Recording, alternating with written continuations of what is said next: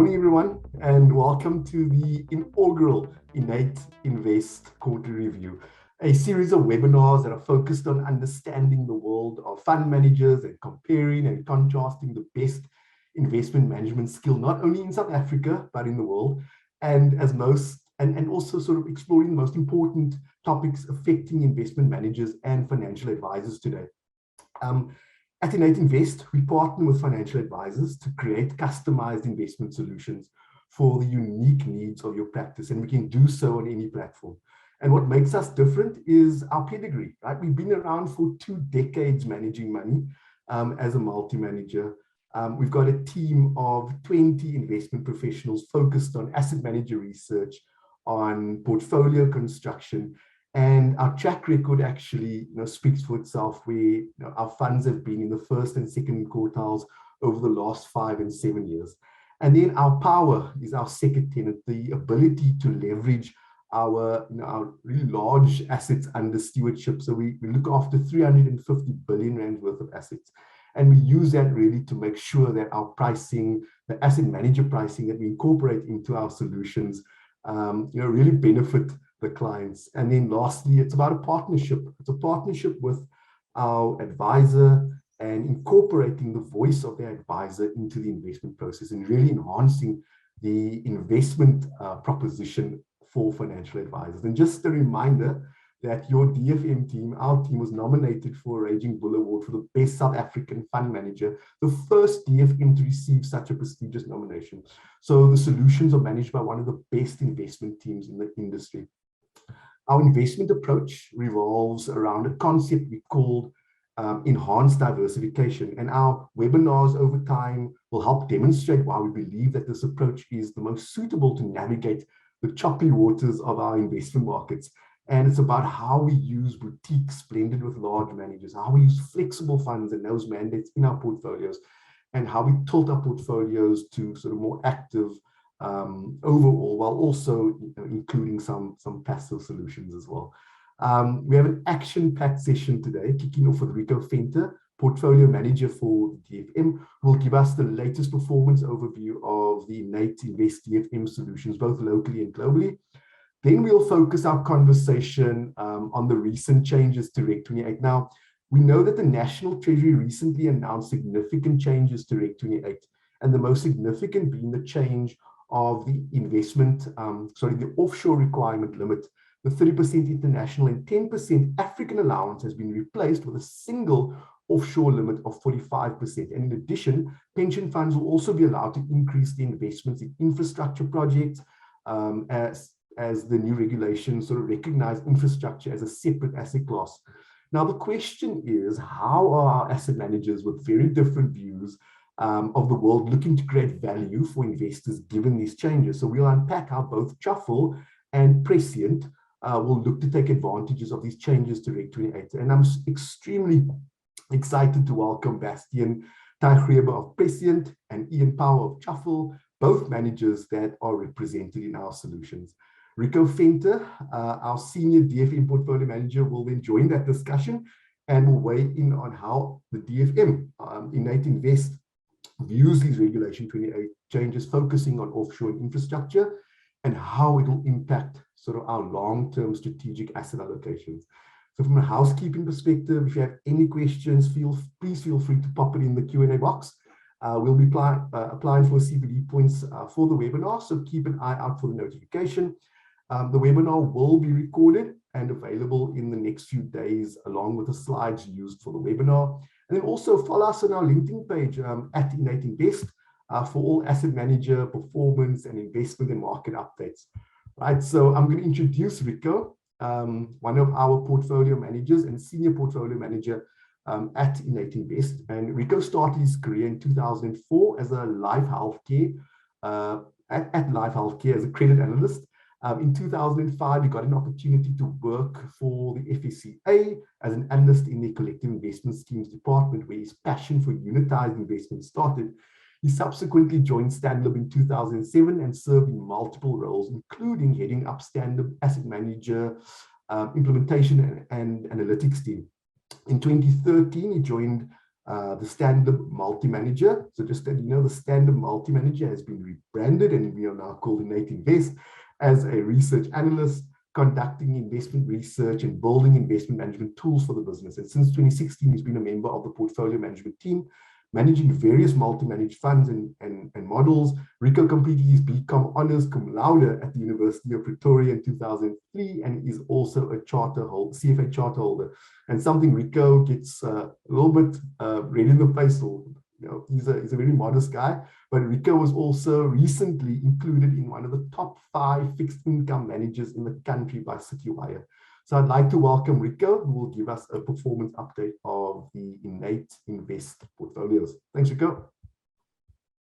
Thanks a lot, Leigh, for the introduction, and welcome everyone to the webinar. I'm going to get started right away with my presentation, and it's really just a very brief overview today, just to provide the backdrop for some of the discussions that we will have through the course of this morning. Leigh, if you can maybe just confirm if you can see the slides on your side, so that I know everyone's seeing the slides. Yes, we can. Perfect. I'm going to get straight away. Now, it is quite an interesting date. It's the 31st of August. It's quite difficult to make a prediction what's happening for the month of August, because markets are so volatile. So most of the discussion today is going to be till the end of July, but I'll bring in some thinking in August, and as well as our forward-looking thinking from this point onwards. So I think a few key events, and these have really been key events for a number of quarters now. It's high inflationary prints across the globe that we're seeing. And this has been followed by hikes in interest rates, not just in South Africa, not just in the US, but in most parts of the globe.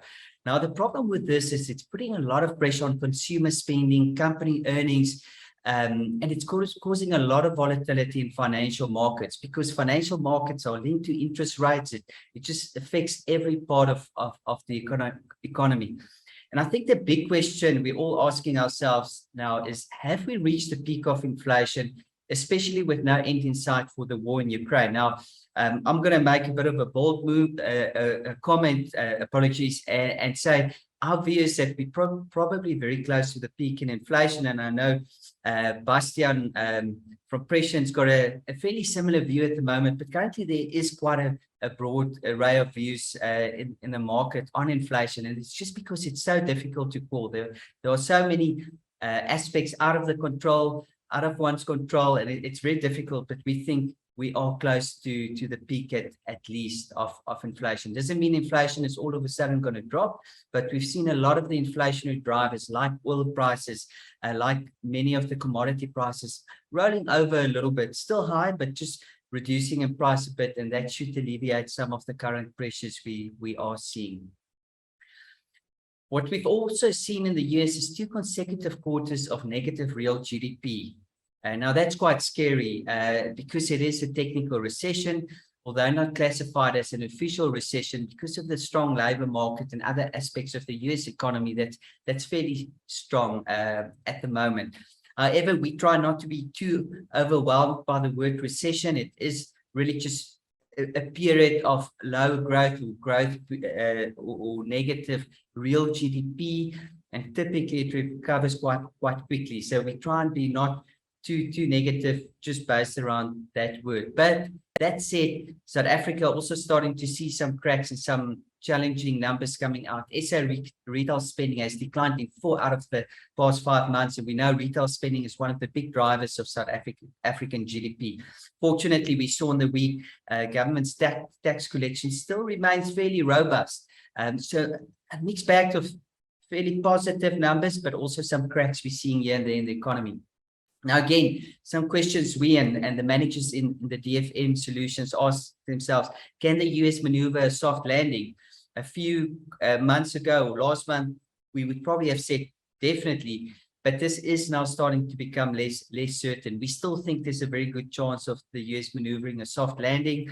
And a soft landing is really just meaning hiking interest rates, bringing inflation under control in the US without putting the US in in a bad economic spot or a terrible recession. Now, we think that's still possible, but something we and the managers are closely monitoring and really aligning the portfolios to be defensive against such a scenario. And then important for South Africa and the rest of the world, can China pick up the slack? Now, we know large parts of the world are going through quite a challenging growth phase. China has come out of lockdowns. The economy is not in a great space. They're implementing various stimulus measures to try and get the economy going. And we really hope the economy can get kickstart and help South Africa that's so reliant on China importing various things like commodities from South Africa, and also just supporting the globe in general. Now, looking at performance numbers, and as I mentioned, this is end of July. August was a good month until a few days ago, and but let's see how August ends. Not a terrible month, but if we look until the end of July, global equities, nice recovery after a challenging June.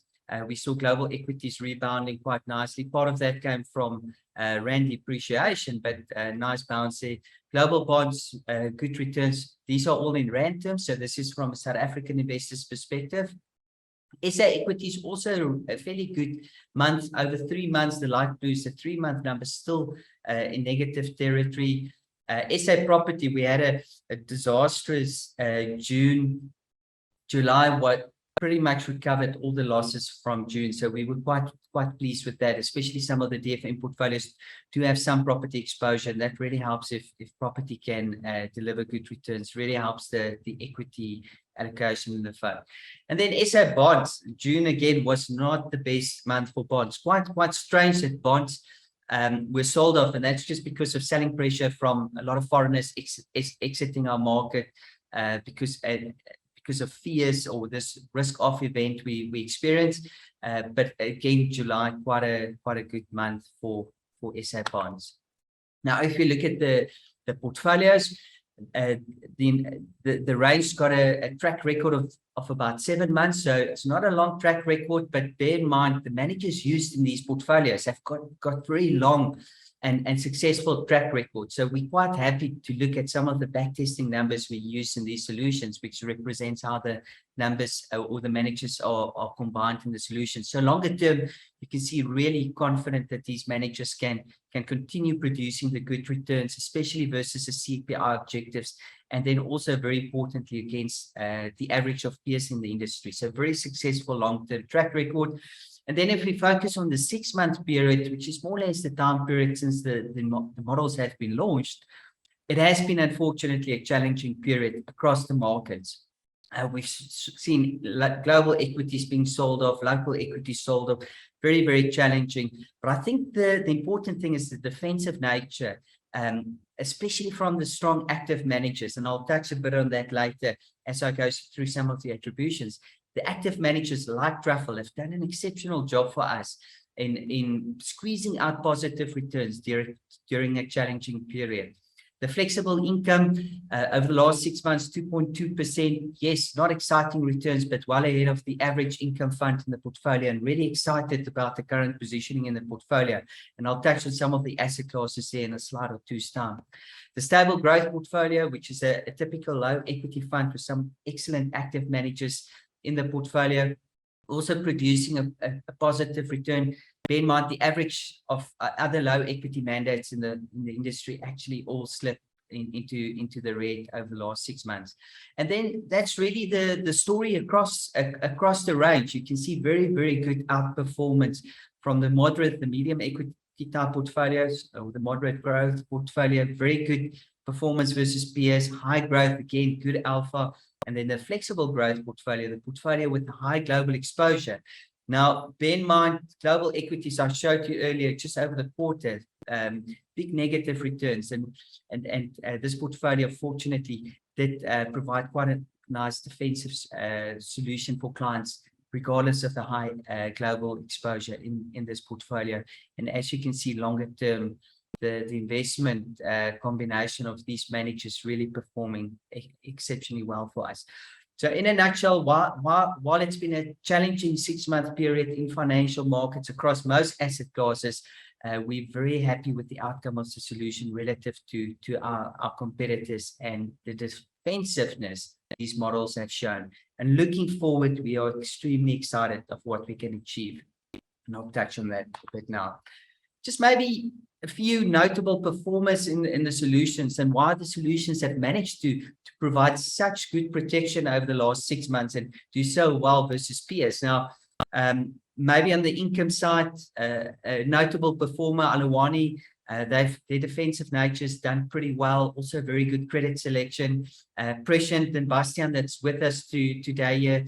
Also, their income mandate doing fairly well, especially over the last 12 months. Very defensive in a volatile period. If we look at a low equity manager that's done well, one of the boutiques, ABAX, their absolute mandate's done very well. Equity protection strategies and good use of inflation-linked bonds really coming through strongly for ABAX. Truffle, that's also on the call with us today. Truffle's been amazing for the portfolios, and we use them in various of the models. Just really strong stock picking from Truffle. That's probably the best way to summarize. They've been in the more defensive British American tobacco. They've been in the oil stocks over the last number of quarters, like Shell, like Sasol. They've also picked up some of the smaller opportunities, like Mediclinic, a share that rallied really hard due to a takeover bid. So really good stock picking from Truffle. And then not to exclude some of the other boutiques and in the models. In general, the boutiques have done well. 361, a good example. We use them in the flexible growth mandate, doing very well for the portfolio. Lorium, another boutique that's been very successful in the solutions, as well as Quaterly. There are plenty others that have done well, but I think these are some of the notable performers that I've highlighted here. The global portfolios, I mentioned global portfolios really came under pressure. So these are the US dollar portfolios. While they've come under pressure since launch, these 3 portfolios we think are fairly well positioned at the moment. Global equities in particular have been beaten down severely, and we're really starting to think there's some nice entry points, especially from some of the strong active managers we are using in these US dollar models. Then on a forward-looking basis, now it's been challenging, but when we speak to the managers managing the underlying portfolios in the solutions, we're getting very, very good signals from on SA bonds. The managers really like the yields currently on offer. They think that the SA government is in a fairly good position to repay debt at yields of over 10%. The SA government bonds provide a very good long-term real return, or expected real returns at least. SA equities, while I mentioned earlier, recessions are starting to become a possibility across the globe. South African equity markets are just so cheap at the moment, both in absolute terms as well as relative to many other markets. And the strong active managers we're using in the portfolios really find very, very good opportunities. And once you just look past the next quarter or past 2020, we think at some point these SA equities will re-rate, earnings will come through. There will be some good upside for these equities, and on top of it, we've got the strong active managers picking those great opportunities. So really excited on SA equities. SA property, some good upside, but land bonds to avoid are really an asset class again where we think active stock picking will really be rewarded. And then on the global side, global bonds not as excited as the local bonds, and even the local cash, once you go out a bit on the yield curve, becoming quite interesting. So not as excited on the global side, but remains a good diversifier to always have a little bit in the portfolio, especially during these tough times. And global equities, I've said quite often during this presentation so far, active management being very important in the current environment. And we think, especially on the global side, where there are so many expensive stocks one should avoid, the strong active skills we've got at the moment can really navigate through the global markets and find those very good opportunities currently globally.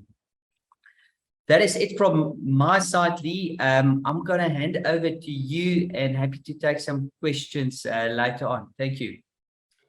Thanks so much, Richo. And yeah, I mean, really, it was a tough start to the year. The first half of 2022 was actually one for the record books. And it's really good to hear that most of the managers that we use in our solution, that partner with, really have a better forward-looking view for H2, and we've seen that July and August has already been better. So thanks, Richo. We'll chat to you a little bit later.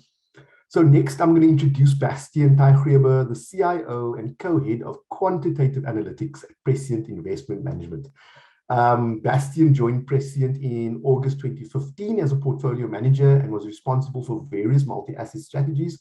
In 2018, he stepped into the role of head of Prescient's asset allocation capability, and in 2019 to head of investment research. In 2021, Bastion was promoted to chief investment officer. His tenure includes developing actively managed investment strategies across the asset classes and has been closely involved with the management of optimal fixed income allocations within the multi-asset class funds. Bastion holds a BA Honours degree in banking and financial management from the Ravensburg University of Cooperative Education in Germany. And in 2009, he obtained a Master of Science in Banking and Financial Management from the University of Liechtenstein. He's a CFA charter holder and completed his financial risk management certification in 2012. Welcome, Bastion, and looking forward to you sharing some nice insights about Prescient and the multi-asset portfolios particularly. Thanks a lot, Leigh. Yeah, far too generous intro as always. Thanks to everybody for joining such a big audience. Always great to see so many participants giving us opportunity to talk to. And yeah, last but not least, also thanks to the INN8 team for having us. It's obviously a particular honor to be part of the first INN8 webinar. So yeah, we're quite excited about this. I'm going to kick off with a quick intro on Prescient. Just briefly, 5 minutes. Most of you know already who Prescient is, but it's important for us to just share that before we start the panel discussion a bit more in detail. Okay, so we have been incepted 24 years ago. I'm quite proud of that. It's interesting to see on the floor that the first junior quant analysts or the first grad students are actually now turning out to be younger than the company. So that's quite interesting. It obviously stands testament to our investment process, our investment philosophy, and shows that we have basically stood the test of time, so to say. And we've been through different market cycles, and we've got the experience to basically outperform through these market cycles. We have also been proud to be part of the group. So 100% of Prescient Investment Management is owned by the Prescient Group. And that's important to us because in the group, we are obviously focused on investment management, but we're also part of a group which has a stockbroking business and which has its own fund administration. And all of that helps to keep the costs low and to leverage efficiencies. And we are obsessed with efficiencies and keeping costs low. We have a team of 58 staff members at Prescient Investment Management. That's something which we're quite proud of. So it's a big team. And again, more of half of our team sits within the investment team, which just highlights that, we are geared towards outperformance. We are geared towards getting the investment process right. But it's important to highlight the growth journey. Growth journey also when it comes to the assets under management. So 113.3 billion is what we show as the end of July. As we speak, we have already grown past 115 billion. So it's good to see this acknowledgement from the market, understanding our fund range more and more and seeing that, that there's a lot of benefit to investing with us. Okay, and I also want to highlight that we are subscribed to a level 1 BE rating. We are strongly subscribed to being ESG focused. It's a big part of our investment process. We have our own foundation, and it's just important for us to take investing further than just looking at returns. So we also want to invest for the greater good, so to say. Our capabilities span around multi-asset, fixed income, equities, and we do this locally and globally. So this is important for us to highlight because it really explains a little bit about where our journey is coming from, where we're coming from and where we're going. So we have, and this is what we basically show on the next slide, we have won quite a few awards through time. And we started off winning these awards mostly in the fixed income space, starting 2013, 2014, sorry, in the multi-asset space, 2013, 2014, many awards in the years before. I said we were incepted in 1998. But then over the years, 2015, 2016, 2017, we got very known for being good in the fixed income space. And what is good to see is that 2020, we actually got a raging bull for being part of the best managers in the country. And that's really since everything comes together. So our fixed income knowledge and our asset allocation knowledge and leveraging these core skills across the board is really what sets us apart. Okay, so just in terms of our investment philosophy, we are rational, rules-based and evidence-based and data-driven. So what that means is just we process a lot of information in a very rational way. So very mathematical, almost sounds a little bit boring, but we really like to go with the evidence. So this helps us to make unbiased decisions, which is crucial. So we cut out the emotions. We think fear and greed are poor advisors when it comes to making investment decisions, and we don't suffer from these problems. So we have clear, defined strategies. Our portfolio managers know every morning once they come into the office what to do, and what they read in the news is almost irrelevant. Okay, so all the information is already in the system the day we start working. And why are we doing it? Because we really think that this data-driven approach is absolutely key to create long-term outperformance.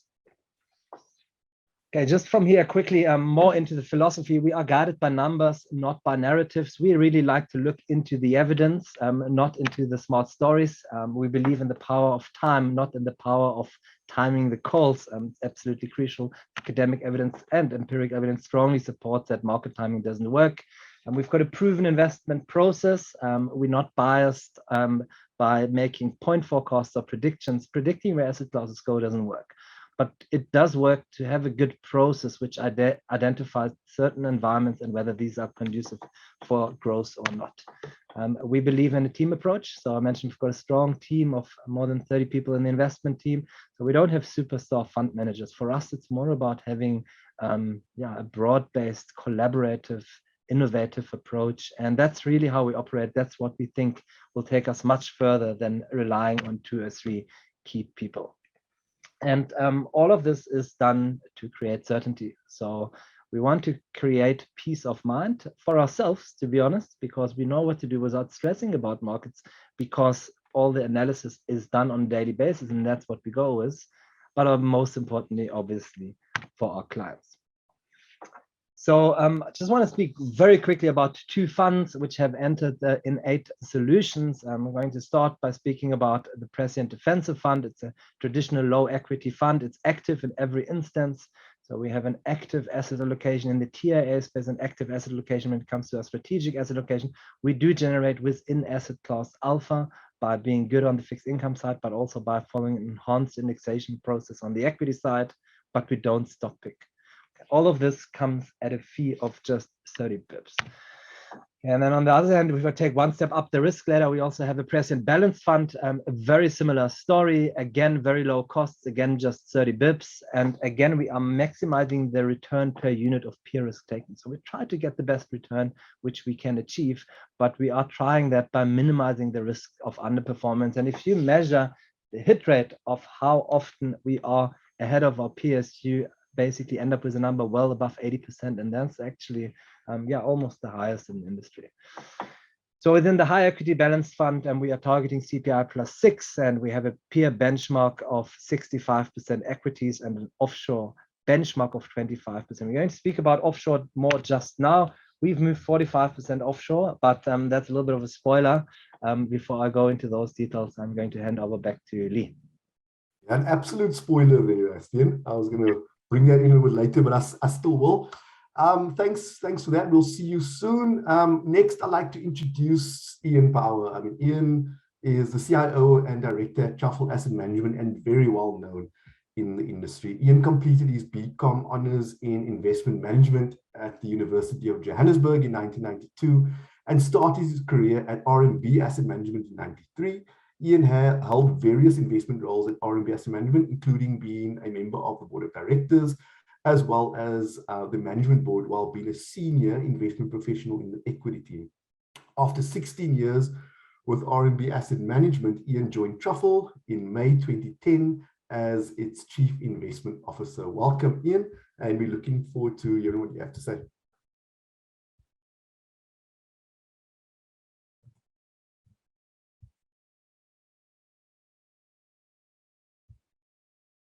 Iain, just your camera and your mic, please.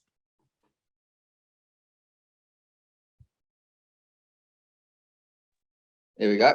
Sorry. Can you guys see my slides? We can. Great. I just want to say thanks to INN8, Leigh, Richo, everyone for inviting Truffle on the inaugural presentation. It's a privilege to be here and a privilege to be a partner of INN8. And yeah, hopefully the partnership will be fruitful over time. Maybe, I guess, just before unpacking some of our flagship solutions and giving you some insight into the fund, just to give those of you perhaps not aware of Truffle a little bit of history about the business. From a Truffle perspective, Truffle is a boutique business which effectively has grown from sort of 14 years ago, being a fairly small business of a few billion up until today. We're sitting at about 65 billion of AUM under management. The business has got, certainly we're into our second decade of experience. And when one looks at the team is very, very experienced. So notwithstanding the fact that the business is sort of 14 odd years old, we have lots of experience in our business and people who have seen many, many cycles. One of the big differentiators that many of you will probably be aware of Truffle is we believe that generating the superior returns that investment clients need over time is not just about picking those winners, but it's also about avoiding losers and permanently impairing capital. So we have a very strong process which focuses on downside risk management. And what one will find is the excellence of our returns is also about protecting and being defensive, as Richo said earlier, when we think it's appropriate to be so. And I think that really then puts our clients on the front foot and puts us on the front foot in terms of generating the real returns that they need.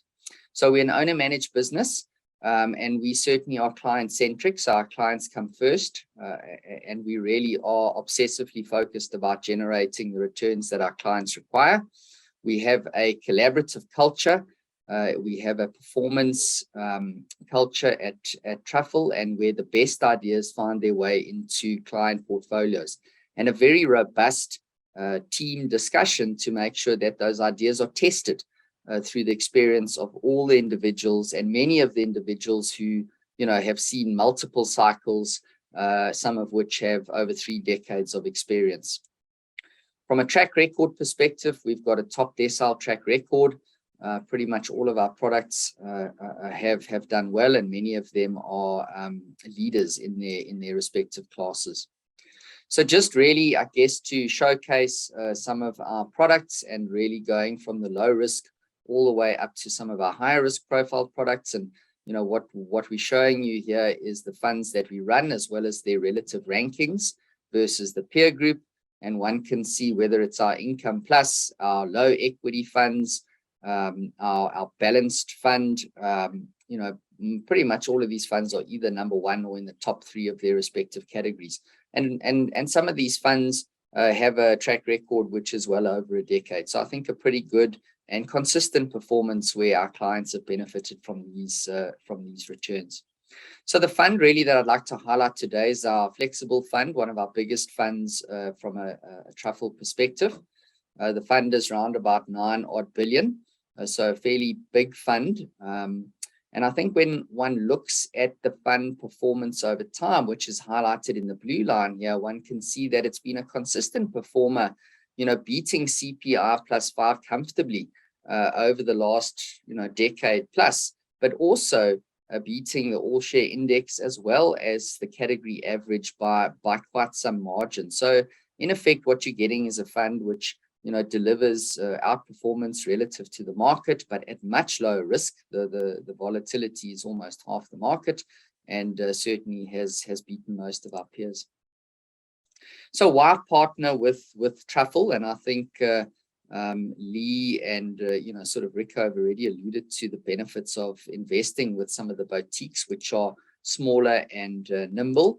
But really, just to unpack, I guess from a Truffle perspective, firstly, what you get when you partner with us is a very, very rigorous process. We are process orientated. We don't invest on the basis of feelings. We are driven by data.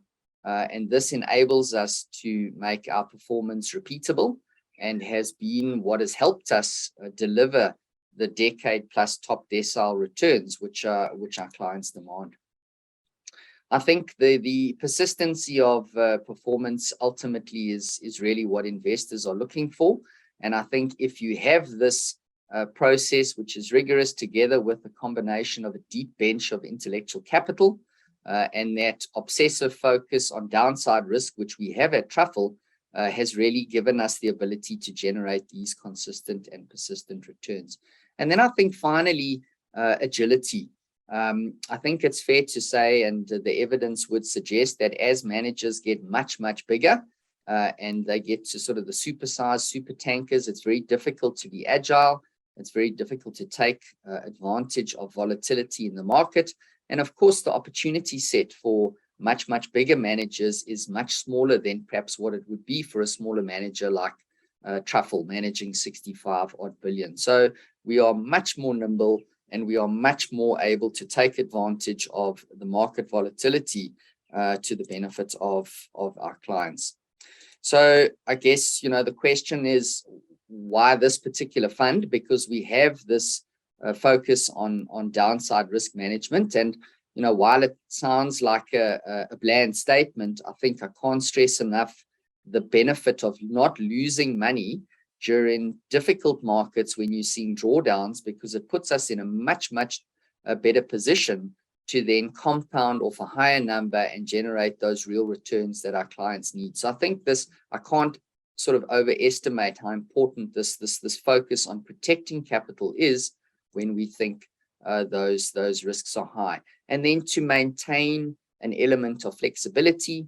The rate of change and disintermediation in markets at the moment is unprecedented. We all know what's going on around the world, and one needs to have flexibility to take advantage of that. And you certainly get that through our fund and through partnering with Truffle. And then finally, the track record stands, I think, really is the proof of our process. And what it shows is we've really been able to deliver those real returns consistently over the long run to the benefit of our clients.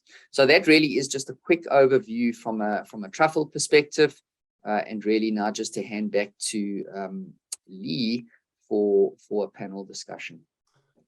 Great, thanks Iain, and I'd like to invite Bastion and Richo back to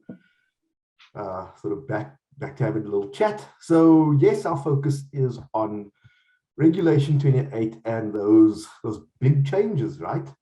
The change from sort of 30% offshore, 10% Africa to full on 45% offshore has really changed the game across the board, and we're here to explore how significant those are. So Iain, I'm going to sort of just stay with you, right? So how significant is the latest change to Reg 28 to investors, specifically on the offshore side, the 45% increase? Maybe just give us a view on how significant it actually is.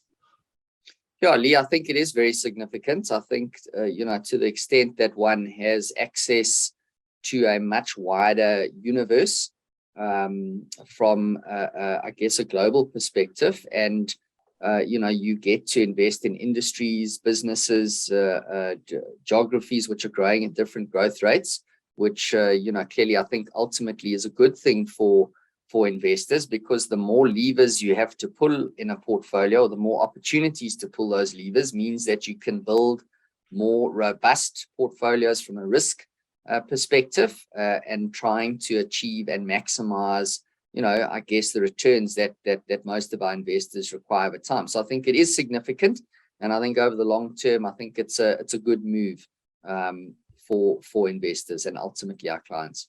Great, thanks Iain. Now, Bastion, I'm almost thinking that while from an opportunity set perspective, yeah, there's a great opportunity there and a wider basket of opportunities for asset managers to select from. But what could this mean for local assets, right? If large investors like pension funds now start to rapidly move assets offshore.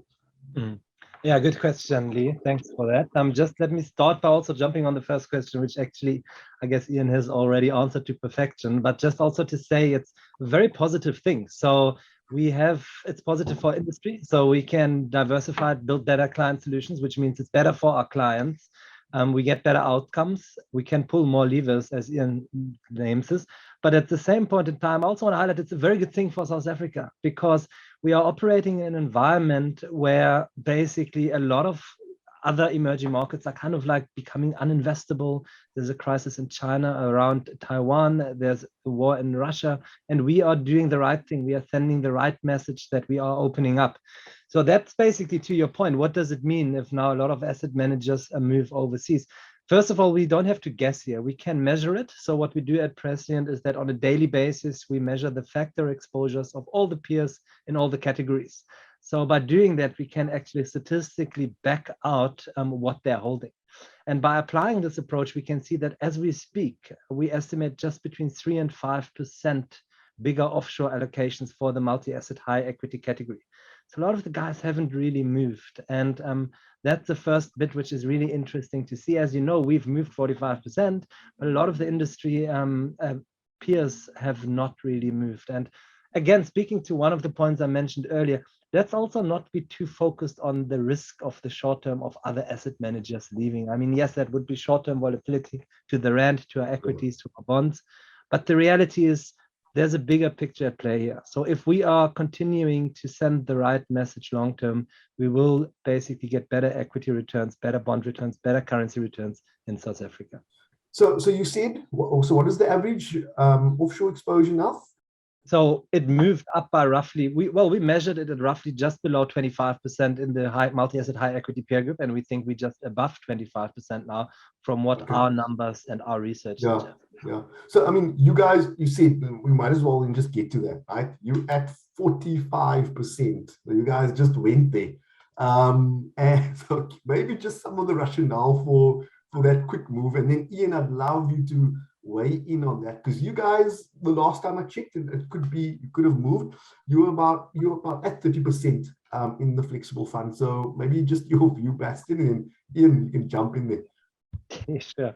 So yeah, there's just two answers to this question. Why did we move 45%? And there's two key points to make. The first one is because we are so convinced it's the right thing to do, and the second point is because we can.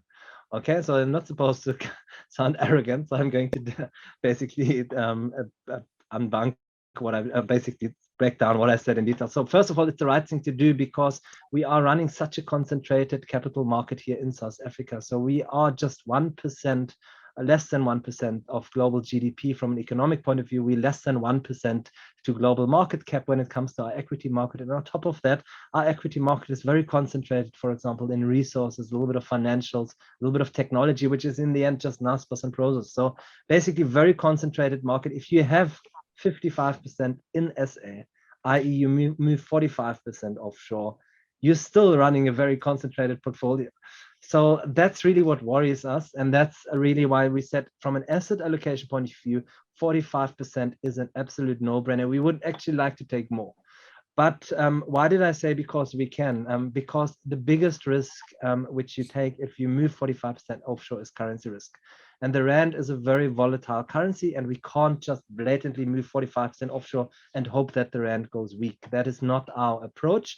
So what we do apply then is we use currency, basically a currency overlay, to make sure that we get the offshore asset class exposure, we get all the diversification benefits, but we're not exposed 45% to the dollar. So that exposure is much lower on our side. And I mean, the ability to currency hedge is important to have. We're doing it since many, many years, more than a decade now. And a lot of our good track records, for example, the track record of our balance fund has been built by always having an element of currency hedging in our solution. Okay, fantastic. So I mean, moving offshore, but reducing the risk through currency hedging. That's great. Iain, your view on your asset allocation and why maybe you guys are at around 30. Yeah, Lisa, I think from a Truffle perspective, we certainly don't want to diversify just for the sake of diversity. Valuation and value is important. So, to us, it doesn't make sense selling a very, very cheap basket of assets, whether they be SA fixed income or SA equities, to buy a more expensive a basket of global equities just for the sake of diversity. So we think perhaps tactically there's still an opportunity within SA to harvest some of the I think the excess returns that Richo sort of alluded to when he sort of introduced, I guess, some of the the real returns on the table from a fixed income point of view, and certainly from an equity point of view.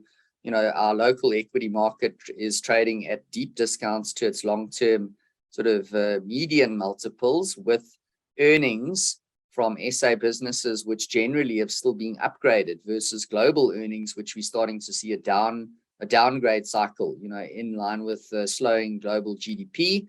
And of course, global multiples are nowhere near as discounted to what you're seeing in SA. So we think, there is still an opportunity to harvest some of the excess returns in SA.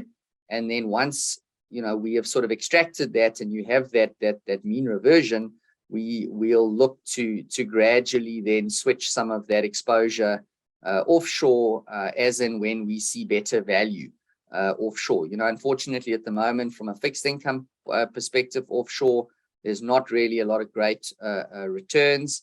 And from an equity perspective, I think we're starting to see better valuations offshore, but it's still doesn't compare as favorably to some of the local assets that we think can really give investors that CPI +6, +7, +8% that we think will hopefully be able to be unlocked over time. Right. So two very different views. So Iain, you say there's still opportunities in SA, and you'll take those opportunities offshore when you see them when there's value.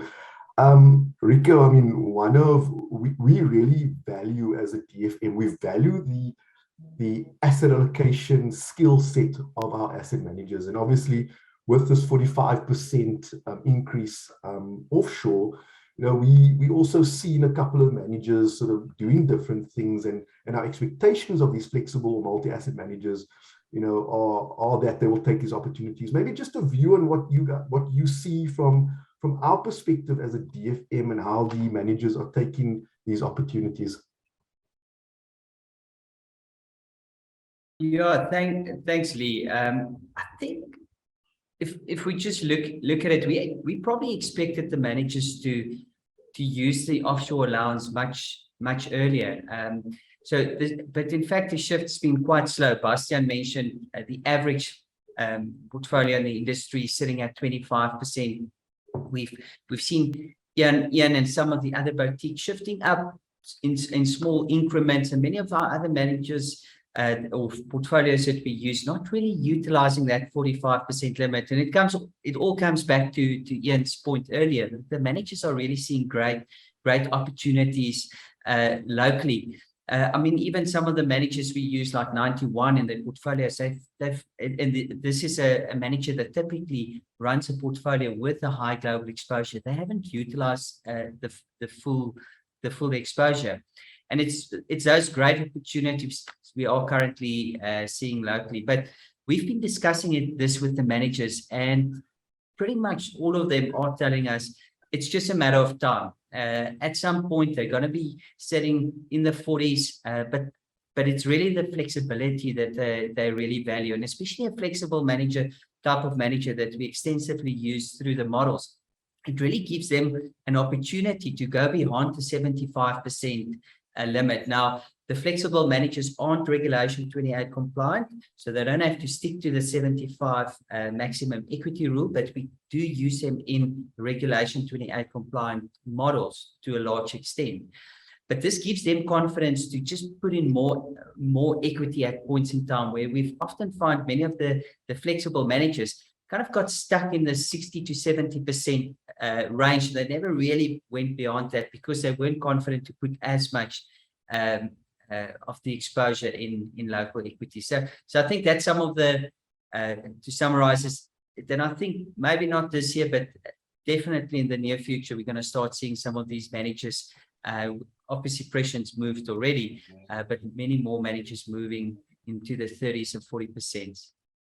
Great, Richo, thanks for that. And it really shows the value of staying close to the managers and understanding where they're moving to really start anticipating how we perceive performance going to be going forward.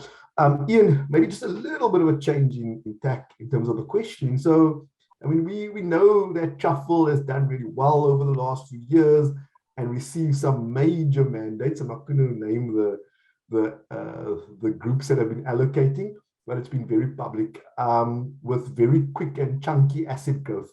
Are you not worried that your asset growth will constrain your flexibility that you speak about, that we like as a DFM, as a boutique manager? So maybe just a view on that.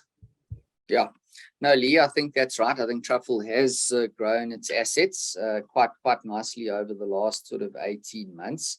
I think the important thing to note, though, is that when we look at, first of all, replicating our best view in our new mandates, we've had no problem in terms of, I guess, replicating, some of our best ideas. So all the new money that's come on has been able to really mimic what our best view has been. So I guess that talks to the investable universe still being very much in play for us. And I think the last point is that asset size does make a big difference to your returns and the ability to access a bigger opportunity set and be nimble.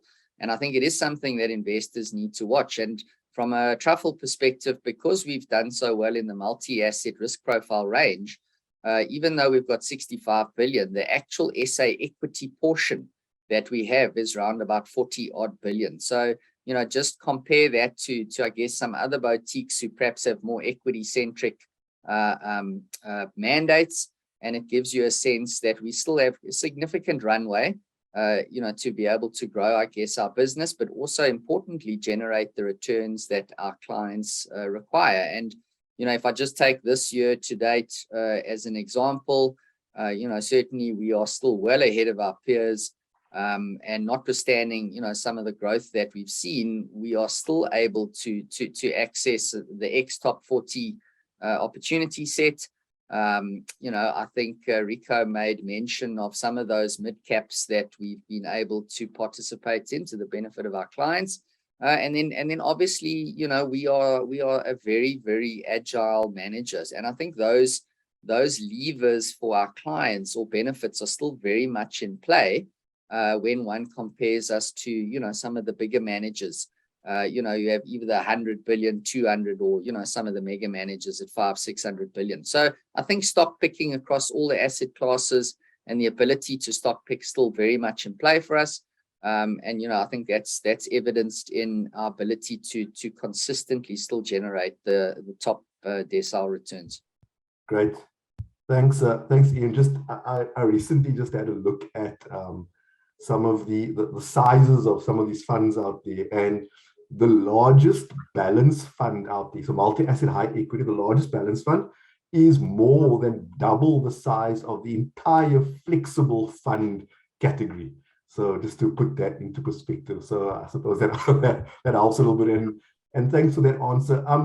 So Bastion, you guys aren't making single stock decisions, right? Correct me if I'm wrong, but I don't think I'm wrong here. And like Iain and the guys do in the equity component of your fund. So maybe a couple of questions in this. So what drives that, that asset allocation or asset class exposure? And does size count for you guys? Yeah, 100%. So first of all, we are making an active decision to go for maximum diversification. And there's a good reason for that. Academic and empirical research massively supports the thesis that taking idiosyncratic risks is not paid for over the long term. I mean, there's been Nobel Prizes being awarded for this series, Simple Cap M. We've all went through it through school. So let's go with the facts. And from there, we obviously then say, okay, why stock pick? You will not get paid for it over the long term. So that's why we avoid that.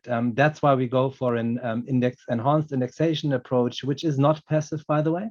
So we've got 8 years of positive equity alpha in a row. So it speaks towards the consistency of a more humble enhanced indexation approach, which just basically utilizes all the opportunities within the asset classes which we can use. So does size become a problem? Then of course not for us, because we are so well diversified. I mean, we are holding more than 3,000 shares in our balance fund. If we allocate 5% more or less, the global market would not even feel it. So absolutely zero size constraints for us. And that again speaks towards our obsession with low cost investing, efficient implementation, doing the things which actually work and which generate long-term outperformance. What are the factors? You mentioned that also earlier. Like, I mean, obviously we believe in active management. We just don't believe in stock picking. So what are the factors driving our asset allocation decision? So though what we are applying is a purely systematic, enhanced, purely systematic quantitative multi-factor model, which basically uses some of the factors which we are all very well familiar with. For example, we look at different valuation metrics across asset classes. We look at different economic factors across different regions. We look at financial conditions in different currency sets. And we look at market sentiment, basically to identify whether markets become oversold or basically overbought. So all of this plays a crucial role. This is where the 100 million data points which we process on a daily basis come together. And this is where we're making informed, forward-looking decisions, as said, used by only an approach which has been tested through time and through thorough research. Great, thanks so much. To the audience, guys, if you have any questions, please remember, feel free to pop them on the Q&A box, and I'll definitely try to get to them. So while we're waiting, I definitely have a few more questions here. So Iain, with this increased offshore exposure, again, offshore stock picking, particularly in your approach, becomes a lot more important for your team, right? So is team size in this global space, and maybe even not only team size, but location, is it important as this opportunity set increases offshore, and how equipped is your team to cover a broader global opportunity set? Yeah. So Leigh, I think it is a factor, and I think one clearly has to be well resourced, but I think it's also unreasonable to expect, any investment business in the world to cover actively every single stock in the global MSCI ACWI, or whatever the index is. So pretty much what you find is most investment managers, and Truffle does as well, uses a multi-factor quantitative model to funnel the opportunity set down to something which is a lot more manageable in terms of those companies which display those attributes which we think direct us towards a potential pool where we can fish in, where those companies are likely to generate the excess returns or the real returns that our clients are looking for. And, in essence, the way we get there might be slightly different offshore because we're using a filter, but the things we're looking for are exactly the same as what we're looking for when we look at the local universe, where we're looking for a decent or a solid business which has temporarily lost its way, which implies mean reversion. And we have factors globally in our filters to identify these assets, where we can then do secondary analysis on a reduced universe to see if many of these assets are eligible for inclusion in the portfolio, to the extent that they can beat our CPR plus hurdles. So I think, eventually it all gets back to, I guess at a process level, looking for those same things, but the way in which we do it offshore is different because you've got such a vastly bigger universe in terms of stocks that, one is obviously fishing in. Great. What I'm going to do now, while I'm still waiting for questions, guys. So please send them through.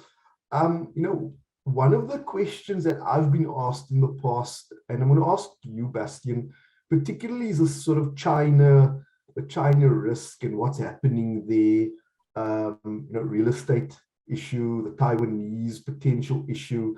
You guys have feet on the ground in China, right? So maybe expand on your views of what's going on. What are you guys anticipating? What are the real risks here to a South African investor, or maybe a global investor in that case? Yeah, it's a good question. Yes, we do have feet on the ground.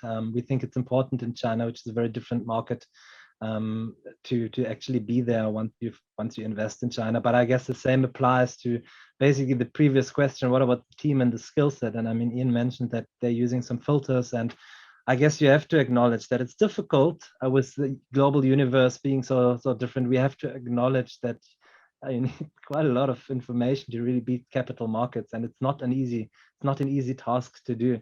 So the way we go about it, and yes, we have people on the ground in China, but the way we go about it is through a broadly diversified approach again. So it comes down to, yes, we are exposed to China, but we are only exposed to China through our emerging market exposure, and that in itself is once again well diversified. What's our view on China?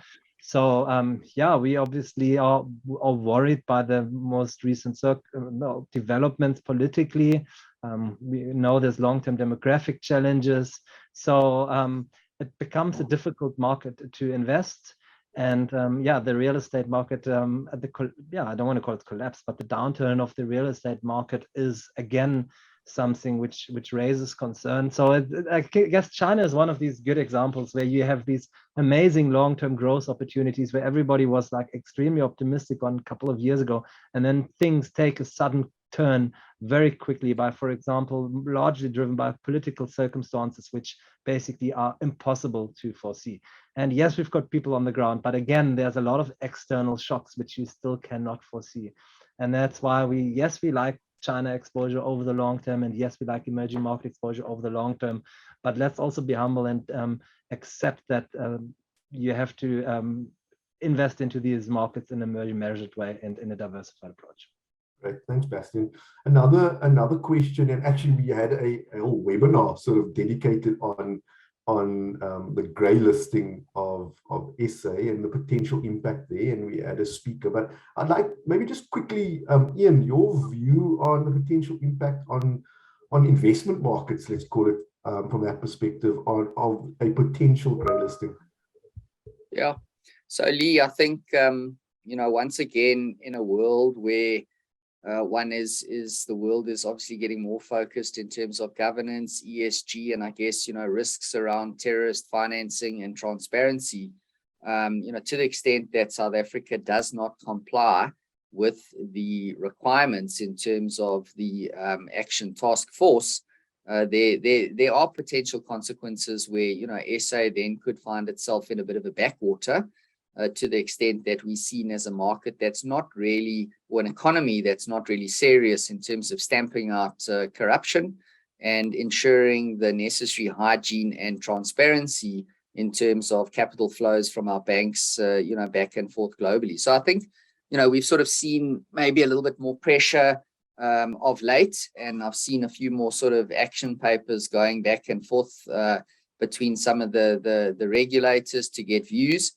I think South Africa always is sort of slow and painfully slow in terms of making decisions. My sense is we will get there. It would be a big negative, I think, and a step in the wrong direction for us if we did not adhere to what these global best practice and standards are, particularly given our constitution and a lot of things we say in the media. So I guess, saying is one thing, and we want to see the doing now. Great. Before I hand over to Richo, I'm going to ask you guys just maybe a final question, and you could even hang on after Richo, if there is time to ask on some more questions if you guys have time. But maybe Bastion, to you and then to Iain, going forward, when we have our investors and advisors on the call here now, who are using the INN8 portfolios, you guys are represented in there. What can what are the big opportunities and what are the big threats going forward, and in terms of your positioning and your portfolio? So the multi-asset fund for you, Bastion, and then the flexible fund for you, Iain. Maybe just a view on that. Yeah, sure. So I think I guess the big opportunities which we see are really, and I mean, Iain alluded to it earlier, the repricing of South African assets, which we have seen. So, and I mean, I guess where we're coming from is we have been through two major shocks to markets. We started off with having, inflation upside surprise after inflation upside surprise after inflation upside surprise. And all of these were like traditional supply side shocks coming out of COVID to be basically headed into a Russian-Ukrainian war, coming out, not even coming out of the Russian-Ukrainian war, but on top of that, we had basically another COVID-driven supply side shock with China basically following through on their COVID zero strategies. So inflation is a big problem, but we expect inflation to come down sharply. And the next problem is now after this inflation shock, we're looking into an economic shock. So we now are priced for a big recession around the corner, and indicators suggest that we are already in a recession. I mean, Richo mentioned in the intro two negative GDP prints in the States. That's what we've seen already. But our indicators also tell us that this recession is not going to be a particularly deep one. So the opportunity, and that back to your answer, in our view, is really that, especially in South Africa, we have seen an aggressive repricing of asset classes based on those two negatives, inflationary fears and recessionary fears. But both of these scenarios, or negative scenarios, might not turn out to be as significant as they have been priced for. So it creates value in the South African fixed income space, be it at the front of the curve, be it at the back end of the curve. It creates value in the South African equity space, creates value across the board in South Africa. So now you might ask, okay, so why did you guys then move 45% offshore? So let me just answer that as well in one go. And the answer is because I think it's really important to differentiate between a short-term tactical outlook and defining what is long-term optimal. So we are clearly of the view that South African assets are undervalued. We are overweighting these asset classes, but we still have to be clear what is your long-term optimal asset allocation. And for the sake of the arguments which I've made earlier, we continue to believe that's a 45% offshore allocation. So that's how that comes together. I'm going to be quiet now to also give Iain some time to answer the question. Leigh, so I think, it's a big question, what are the risks and then what are the opportunities? I think the first thing to say is that from a risk point of view is I think the world has had interest rates which have been way too low for way too long. You've also had a lot of QE, you've had a lot of stimulus, there's been a lot of risk taking, and that risk taking has manifested itself, I guess, in a big misallocation of capital. And what we're starting to see now is the unwind of that process as monetary policy and fiscal policy normalizes. And what that's going to mean is, as Truffle, we believe from a philosophical point of view that markets are efficient. It means that many of the expensive assets out there, in other words, assets that are still trading at big premiums to what they're worth, are likely to still come down and mean revert. So I think from a risk point of view, I think that risk is certainly still there. And then on top of that, we've got things like heightened geopolitical tensions, more nationalist type policies, and at the same time, and inevitably how these things happen, global warming, climate change is real. You've got a third of Pakistan which is underwater. There are rivers in Europe which are just too low to be able to transport steel and fuel up and down. There are big changes that are taking place, in the world in which we live. And I don't think markets have fully priced in what that means, and perhaps some of the solutions, which talks to my opportunity, which I think are going to come into the future. So I think discretionary spend from a sort of a general perspective is likely to be under pressure as discretionary spend is crowded out by some of these grudge purchases. But more and more, I think we're going to see governments recognize the fact that they need to be able to provide for their constituencies water, electricity at sustainable prices and rates. And I think that's going to see an increased pivot towards the investment in sustainable energy grids and a lot of the infrastructure that's needed to deliver that. And why is that a positive? It's a positive because South Africa is a resource producing country. And I think many of these metals and products are things which we can also supply. And I think that bodes well for our long-term terms of trade.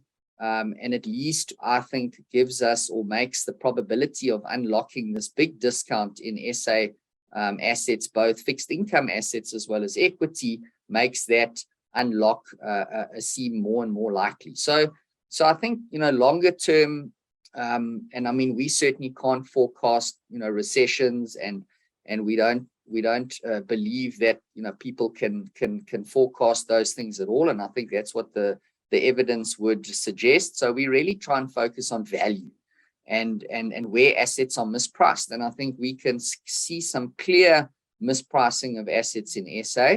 That's where our portfolios have certainly got big chunky allocations. And we've been playing defensively on a global sort of stage where we think perhaps some of those risks that I alluded to, which have resulted from the excessively low interest rates, are yet to still wash out of the system.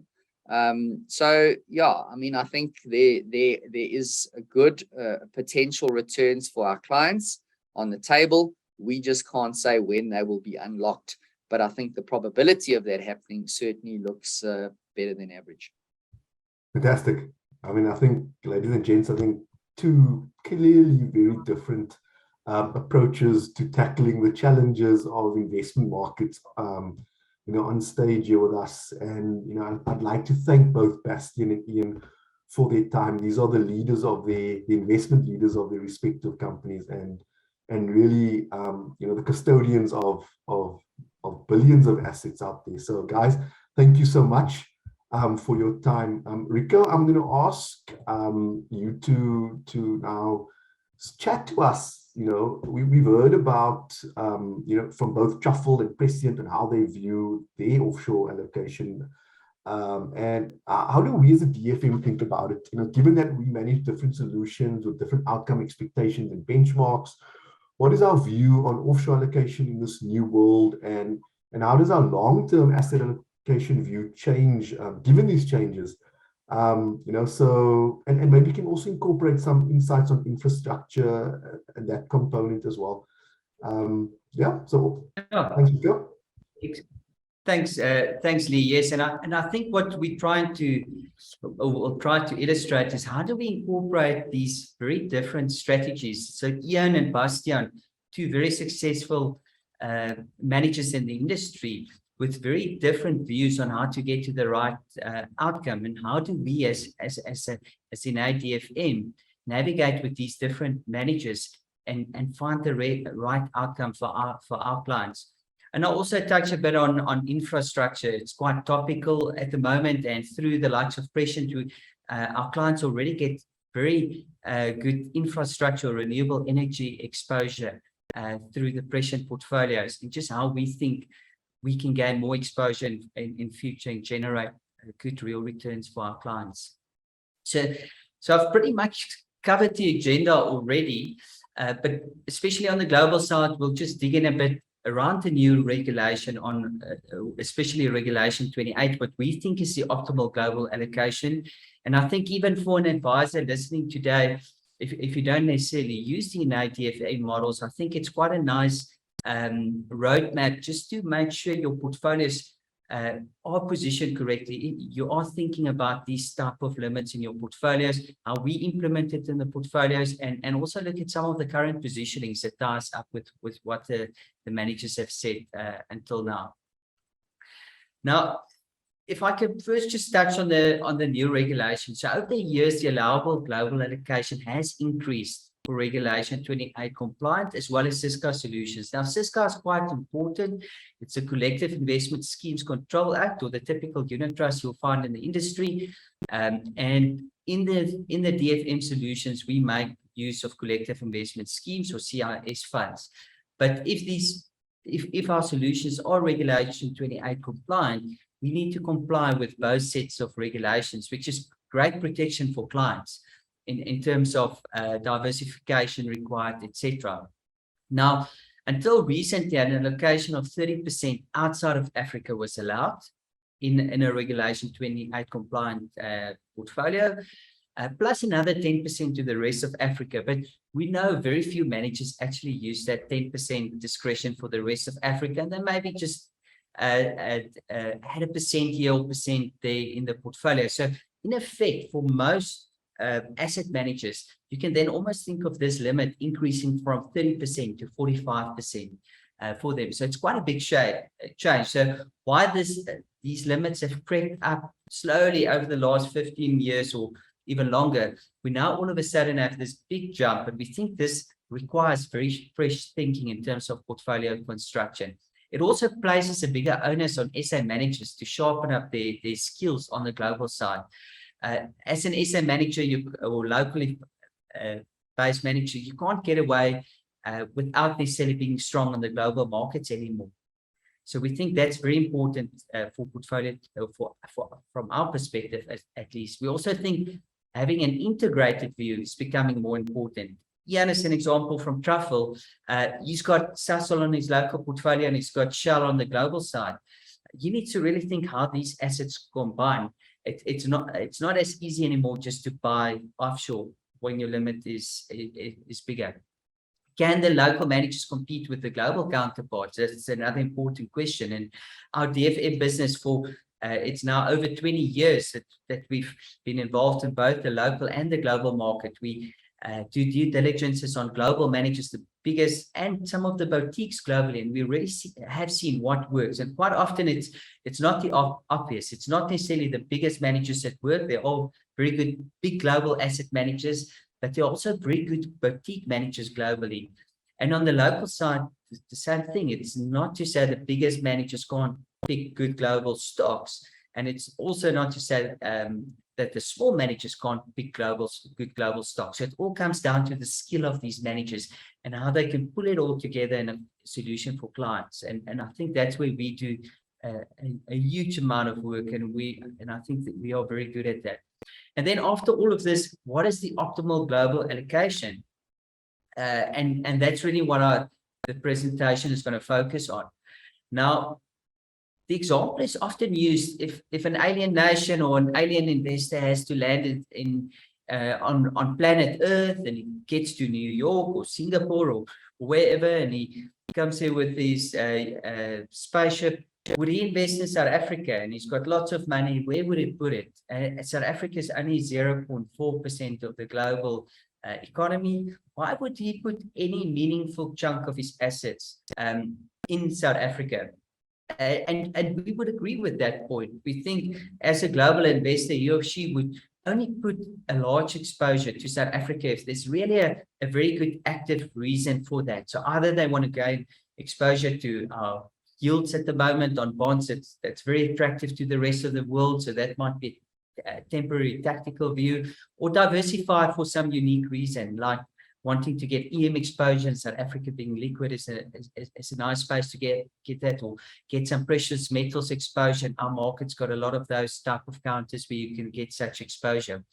So we would agree with that. However, if you're a South African investor with future rand liabilities, which is just your living expenses will be in South African future, you don't plan to immigrate in the near future, so you're a South African that expect to stay here for a long period of time, it's not as clear cut. And Bastion alluded to it earlier. It's this currency is just such a big swing over any period of time. So for South African investor, currency brings in a lot of volatility. Also, rand liabilities or future expenses are linked to local economic drivers like GDP, inflation, exchange rates.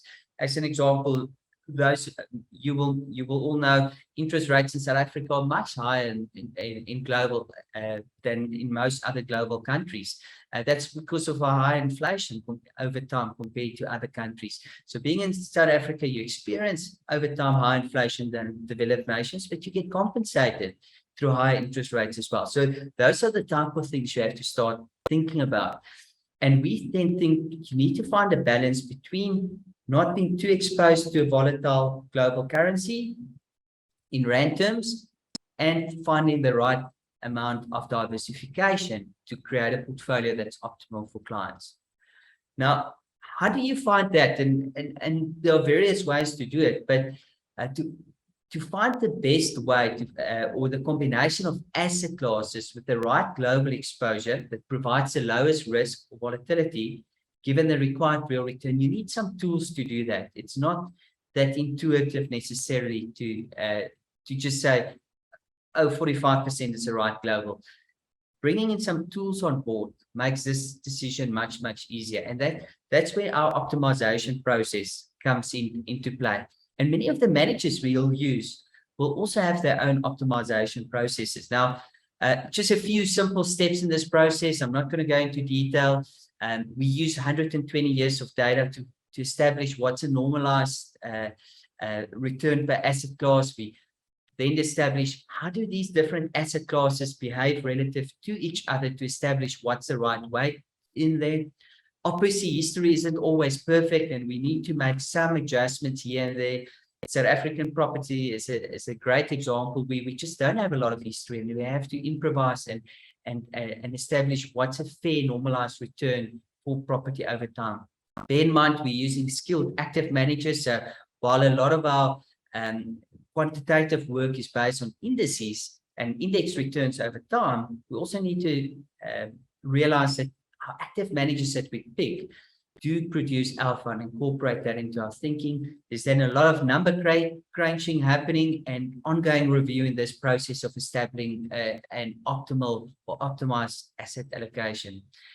Now, for those of you that have studied finance or finance courses, we then come up with what's called an efficient frontier, and that's just the highest return per level of risk taken. But also what makes it slightly more complex is there's an efficient frontier for each type of portfolio that we've got. So for an income portfolio, as an example, that's got its unique constraints, we generate an efficient frontier. For a high equity portfolio, we generate an efficient frontier, etc. And maybe just one thing to recognize, you'll see not a lot of property coming into our efficient frontier in later slides or optimal allocation.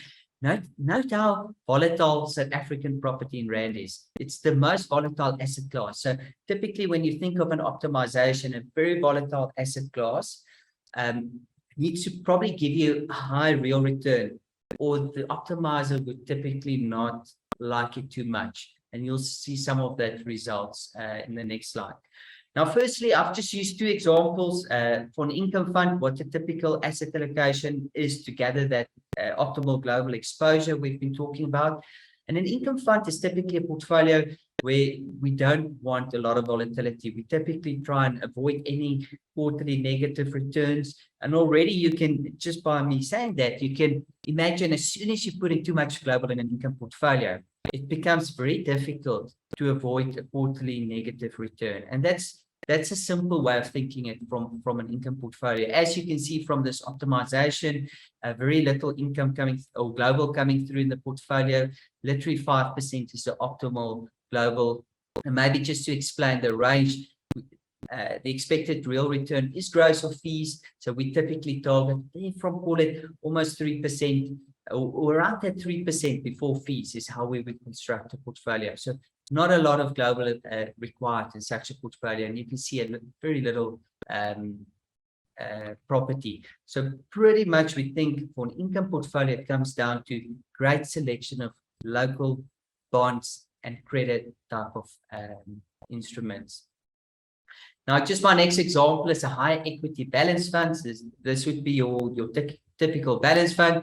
You can see over 25%, probably around 35%, the optimal global allocation according to our modeling. Once you try or optimize for portfolio with a real return of around 6 to 7% gross of any fees. So that's really the crux of the presentation. We think 45% is not the optimal number according to our modeling. Around 35 is the optimal modeling. However, how do we implement it? We've got this roadmap now that we've established. We've got managers that implement that have different views, and that's exactly what we want. We want managers like Bastion that's got different views, and Iain that's got different views, and how to implement global.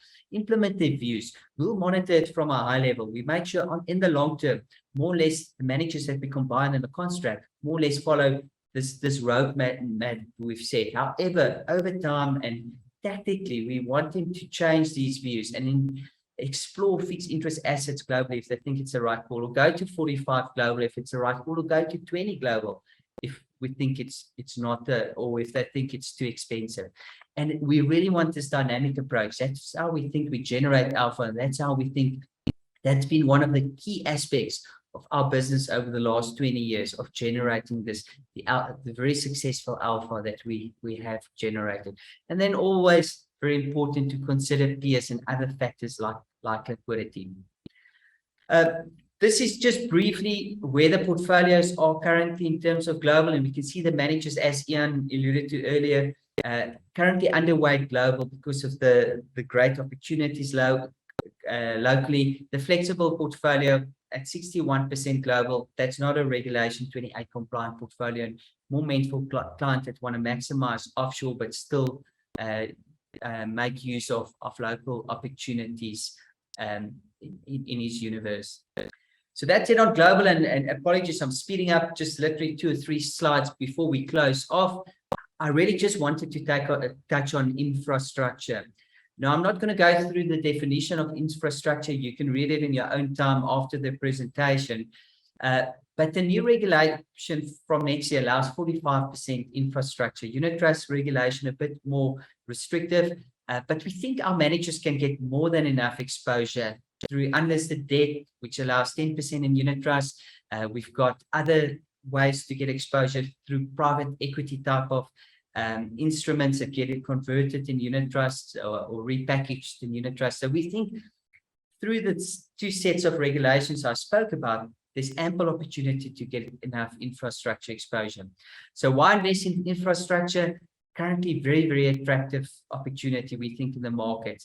Decades of underinvestments in South Africa has resulted in our infrastructure being very poor. South Africa currently only invests about half in infrastructure and productive assets compared to the rest of the world. You can see the chart on the right at 13%. We at the moment, rest of the world, double that. We need to invest 30% in infrastructure and productive assets to alleviate poverty in South Africa. Now, we've got this huge electricity demand, water shortages, etc. And through private investing, we've seen very, very good returns possible. Prescient's got it in their portfolio. CPI plus 4.5 we've achieved through those investments, and we think that sort of in returns are very possible, and we're trying to get exposure for our clients. And then lastly, apart from the good returns that we expect, it's great diversification and then the right thing to do. It's a catalyst for exponential job creation, poverty alleviation, and it aligns very closely with ESG principles like decarbonization for renewable energy projects, etc. So my last slide, how do we aim to implement? I showed you lots of quantitative work that we do and combine with our qualitative and due diligence work earlier on. But we encourage managers to invest where they see appropriate. Now, Prescient has invested there. Some of the other managers are exploring it. Alawani is investing in debt notes and infrastructure and renewable energies. And we think that's the way to do it. We provide the managers maximum flexibility to find the best infrastructure type of investments that they can hold. From our side, we apply rigorous oversight. It provides us with great liquidity. We don't get stuck in illiquid assets because we've got various sources of liquidity within various portfolios that we will invest for the INN8 clients. And then we're currently busy with a survey, just trying to push the managers further. The ones that aren't necessarily looking at that space, they're really pushing them, asking them to investigate and see if they can find great opportunities. And then lastly, it's an evolving sector. So while we do understand the managers might not currently exploit to the full extent, we think there will be lots of these projects and opportunities coming up over the next 5 years. And we'll definitely be there for our clients to take the opportunity hands-on. Thanks a lot for your time, and I'll hand over to Leigh just to close off. Thank you. Oh, that's fantastic. Thank you so much, Richo.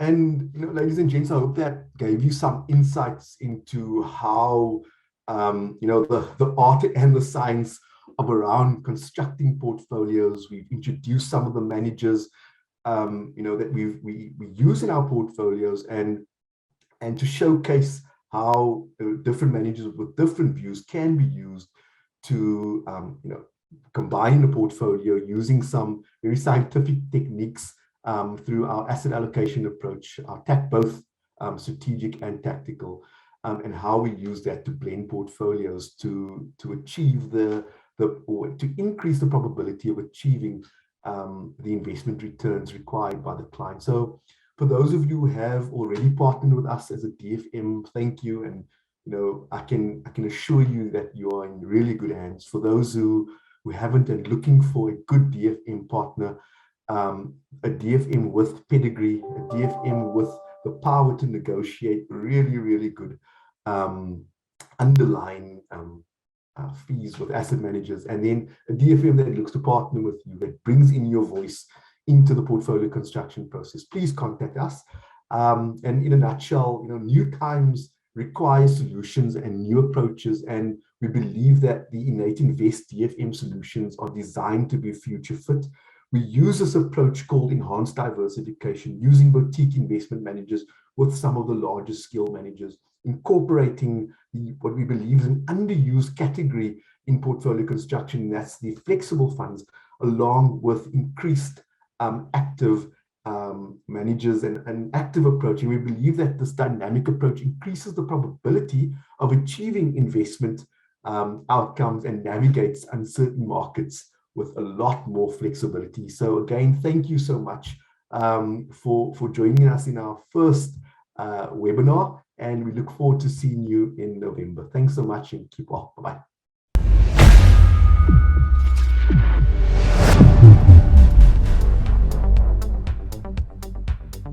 INN8 is a registered trademark of Stanlib Wealth Management Pty Limited, an authorised financial services provider.